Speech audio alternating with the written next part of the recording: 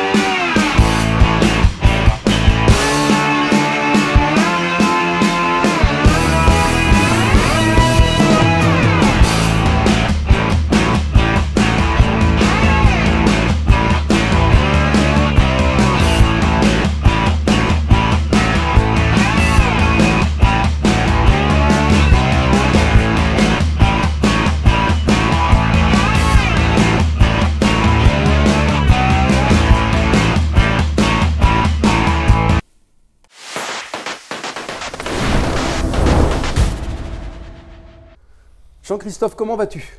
Bonjour, ça va bien. Merci de nous accueillir dans ton showroom Royal Enfield. Merci d'avoir retenu notre concession. Écoute, on est vraiment ravis. Surtout que Royal Enfield, c'est tout nouveau, tout beau pour toi, dis-nous tout. C'est tout frais, effectivement, puisqu'on a ouvert le showroom Royal Enfield le 22 février. On a profité, normalement, on aurait dû le faire là, courant mars. Et puis en fait, quand on a vu qu'il y avait la présentation et le lancement national de la Super Meteor 650 la veille de l'ouverture du salon du deux roues, on a dit on ne peut pas se permettre de louper le créneau.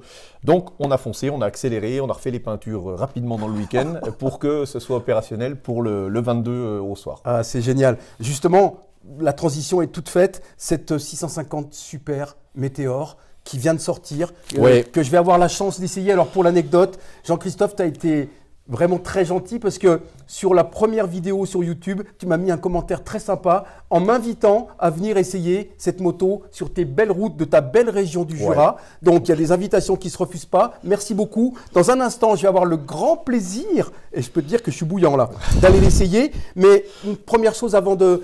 Juste en statique, tu l'as essayé, qu'est-ce que tu en penses? Qu'est-ce que tu penses de cette moto très sincèrement? Alors, donc déjà un cruiser chez Royal Enfield, c'est vrai que c'était un peu inattendu. Ah oui, c'est un peu une surprise quand même.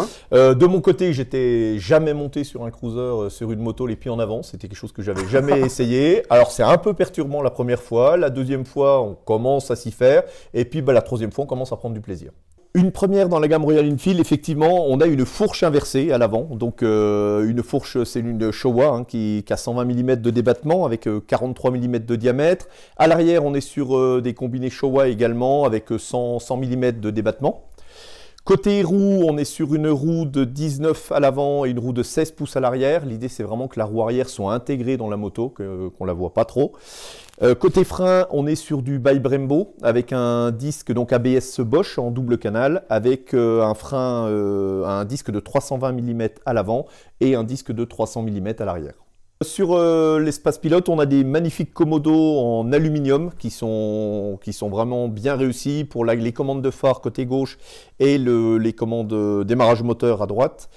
On a également un tableau de bord où on a mixé encore l'analogique avec un compteur de vitesse qui est évidemment gradué en km/h et en miles. À côté également, le petit tripper, bien connu maintenant chez Royal Enfield, qui a fonction de GPS une fois interfacé sur son téléphone en Bluetooth.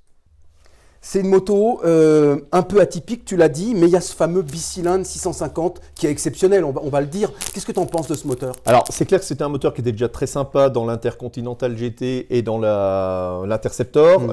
Moi, je trouve qu'il est encore plus adapté à la Super Meteor 650.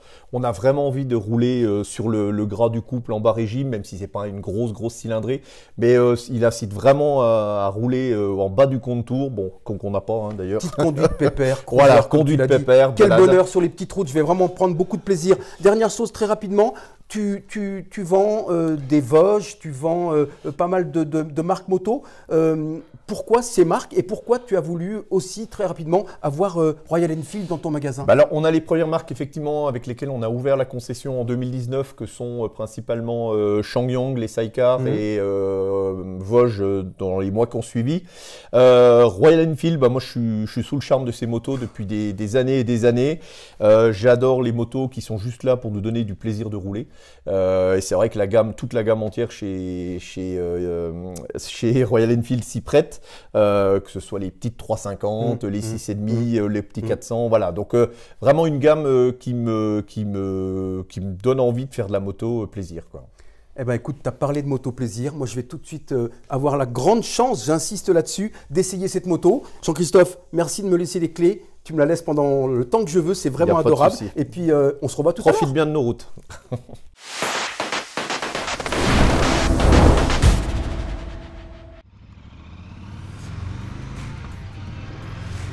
Allez, c'est parti les amis pour cet essai de la 650 Super Meteor sur les routes du Jura.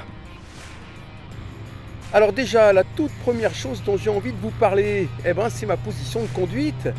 Et oui, parce que là, je me trouve vraiment sur un cruiser, les amis. Et mes pieds, vous le voyez, ils sont clairement positionnés en avant. Et du coup, c'est vrai que j'ai un peu cette impression d'être en mode Easy Rider en fait.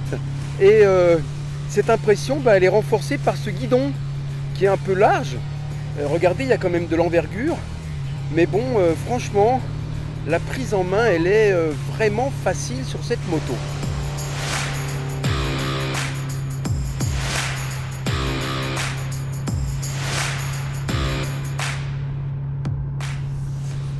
Un mot également sur les commodos. Pareil, ils sont bien disposés, très accessibles. Donc l'ergonomie, elle est vraiment très bonne.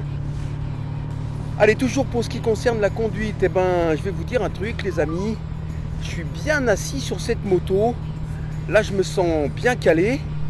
Bon, la selle sur ce modèle, elle n'est pas très épaisse, c'est vrai. Mais je la trouve plutôt confortable.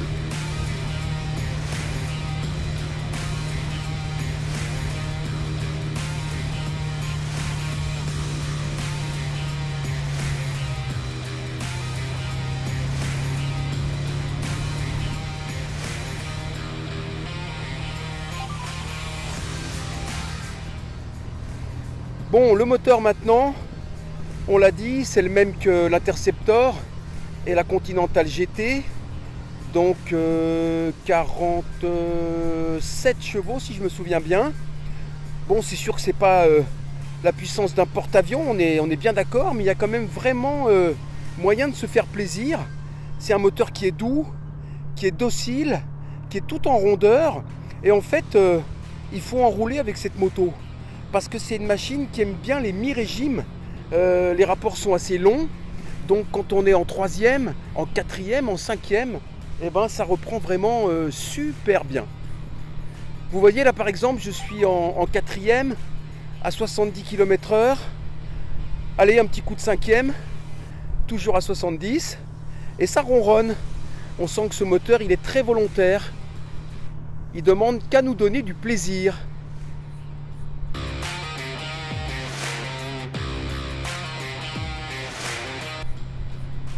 Un petit mot sur le couple. Il y en a du couple. C'est incontestable. Je l'ai dit, ça reprend bien à bas régime. Ça respire bien. Regardez, là je suis en 6e. Et tranquille, ça repart sans souci. Voilà, tranquillement sur un petit filet de gaz. C'est souple, c'est linéaire, ça cogne pas. ça vibre pas. Oh là là, et puis en plus on a la vue sur le lac de Vouglan. Oh qu'il est beau. Oh la couleur de l'eau. Ah c'est vraiment superbe.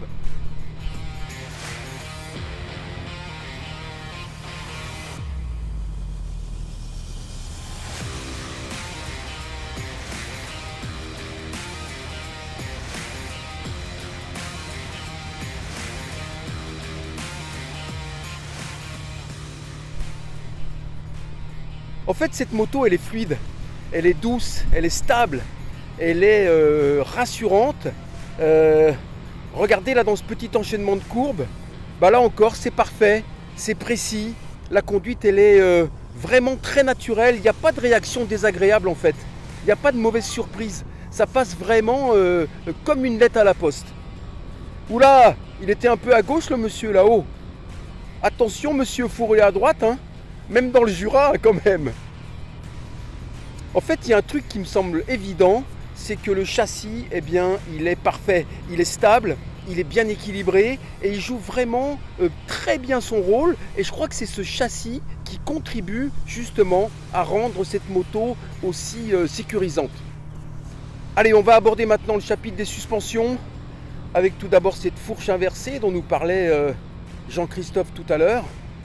Et cette fourche, eh bien, je la trouve vraiment très agréable. C'est là encore une réussite.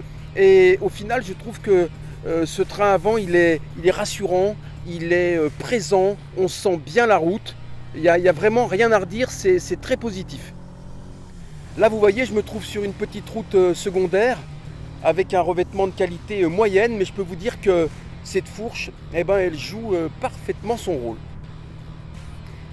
Alors pour ce qui concerne les amortisseurs, eh ben à l'arrière on va dire que le tableau est peut-être un petit peu moins élogieux. C'est un poil ferme. Je dis ça parce que je ressens un peu plus la route à l'arrière. Mais bon, dans l'ensemble c'est quand même plutôt très correct. Allez, on parle freinage maintenant.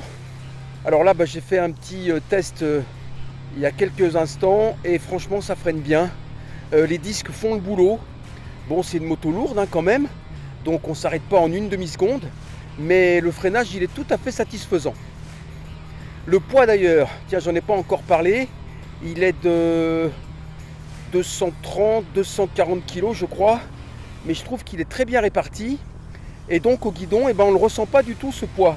Cette moto là encore, c'est un petit vélo, et je crois que c'est dû aussi au fait que le centre de gravité, eh ben, il est très bas, donc c'est une machine qui reste fluide et qui reste vraiment habile. Alors en conclusion, que puis-je vous dire les amis? Eh bien déjà que pour se balader, cette moto, elle me semble vraiment bourrée de qualité, elle est très saine, elle est très bien équilibrée, elle est facile de prise en main. Donc en résumé, c'est une moto que j'aime beaucoup, avec un agrément de conduite vraiment sympa. C'est une moto douce, facile à dompter, équilibrée, pleine de couple et vraiment adaptée à la balade cool, exactement la balade que je fais en ce moment.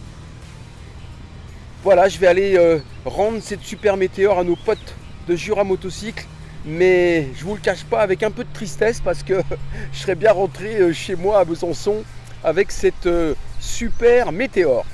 Allez, je profite des derniers kilomètres et je vous dis à tout de suite pour la deuxième partie de l'émission.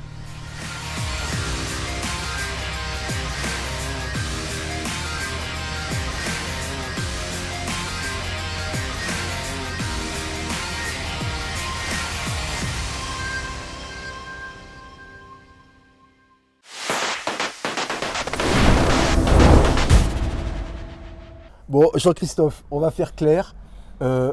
J'ai passé 1h30 de bonheur. C'est vraiment une moto qui a toutes les qualités, c'est mon avis en tout cas, pour faire un carton auprès des motards et des motardes, non?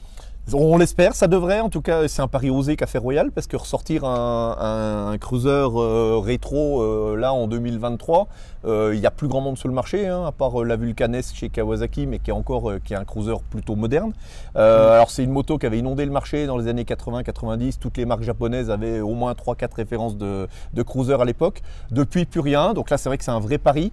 La moto est saine, tenue de route très sympa.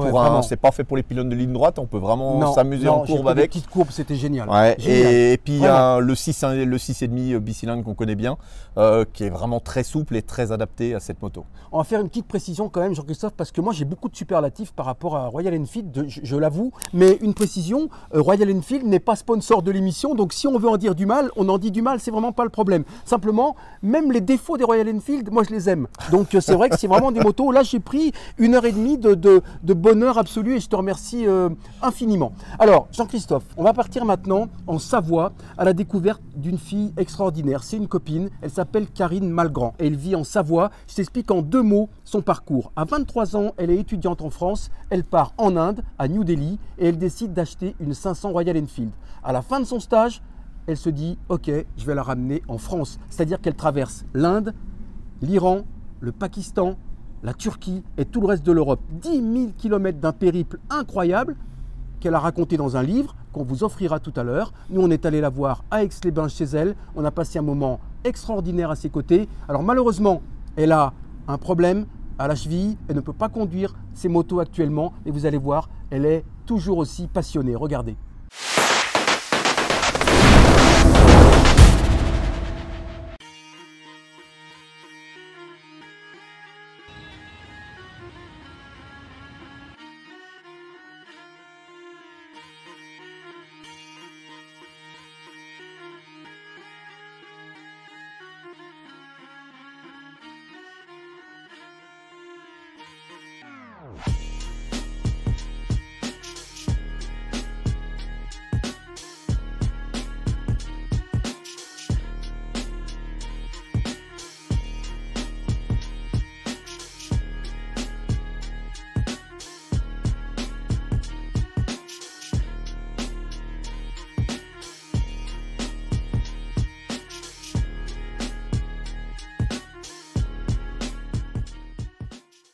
Ready? Attention, attention. La boulette de 1997, avec laquelle j'ai fait, avec laquelle je suis rentrée donc de Delhi à Paris. J'étais partie faire un stage en Inde, mais il y avait l'idée de pouvoir ramener cette moto et de faire la route pour voir la différence entre l'Orient et l'Occident. À quel moment se passe la rupture? À quel moment est-ce qu'on bascule vers l'Orient ou vers l'Occident? Enfin, ça dépend d'où on part. Donc je parlais hindi, je travaillais en Inde et j'ai décidé de rentrer par la route avec cette boulette qui n'était pas du tout de cette couleur. C'est une traversée, donc Inde, Pakistan, Iran, Turquie, jusqu'à ici, jusqu'à Aix-les-Bains, puis Paris.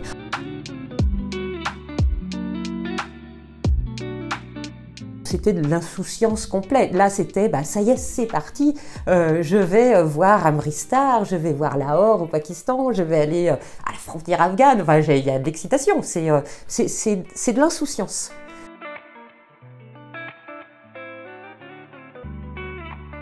Il y avait des risques de guerre encore en Iran, encore au Pakistan, et moi je tenais à dire non mais moi j'ai fait ma propre expérience, j'ai rencontré tous ces gens et je peux vous dire qu'ils sont super et qu'ils ont tout fait pour me montrer le plus beau côté de leur pays.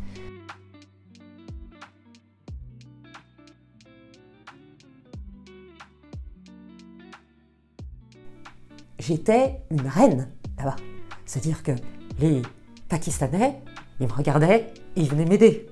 Mais les Indiens aussi, c'était comme ça en 97. C'était oh, une occidentale sur une moto, vite, allons voir si elle a besoin de quelque chose. C'était fantastique. Donc j'ai vécu des moments extraordinaires.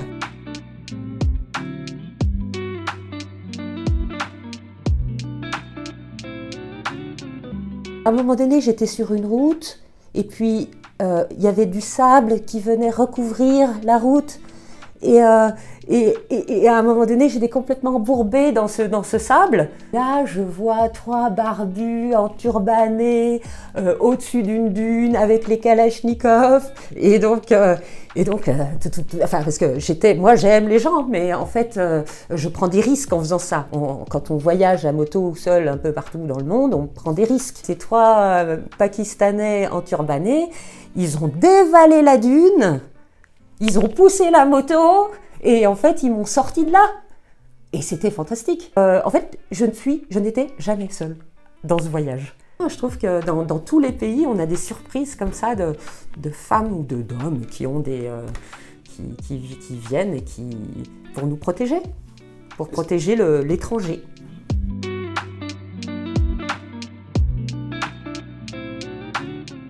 Eh bien, je sais qu'elle m'a permis de rencontrer des milliers de personnes sur Terre.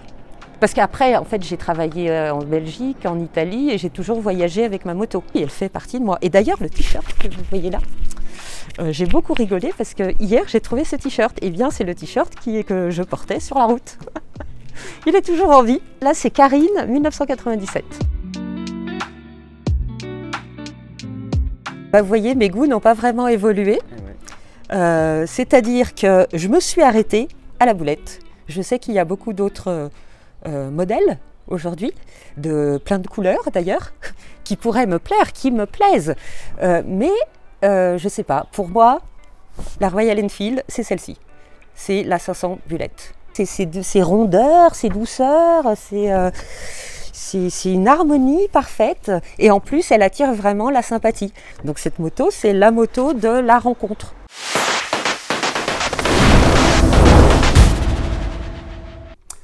Et ben voilà, 23 ans, 10 000 km à travers des contrées parfois très reculées. Franchement, un grand coup de chapeau à Karine. Et puis Karine, merci beaucoup de nous avoir accueillis chez toi. Et bien sûr, tu reviens quand tu veux dans l'émission. Jean-Christophe, maintenant, ça va être à toi de jouer parce que tu vas nous permettre d'inaugurer une nouvelle rubrique.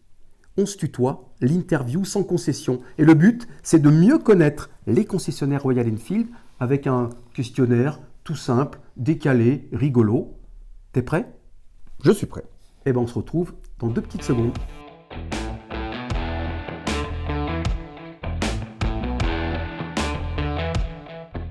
Alors, une 125 TDR, mais les toutes premières générations, les versions Belgarda.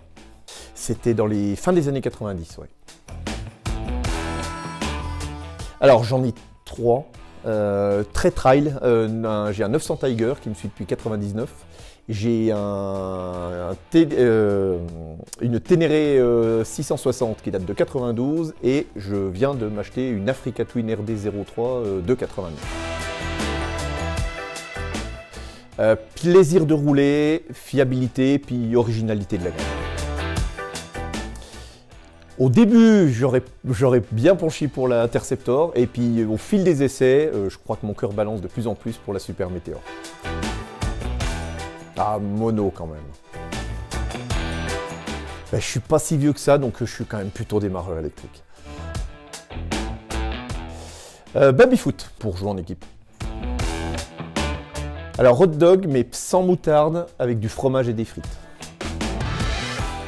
Coluche. Un peu moins de vulgarité quand même. Ah, Easy Rider. Je suis très road trip dans l'esprit et au niveau cinéma, ouais. Easy Rider. Johnny. National 7. C'est petite route française, je trouve qu'il y a encore beaucoup à découvrir. Riette. Chapeau-melon. Tranquille Émile. Ah, je suis d'un tempérament, j'avance tranquillement à mon rythme, quoi. Lève très tôt. Café rasseur. Carrément, ouais.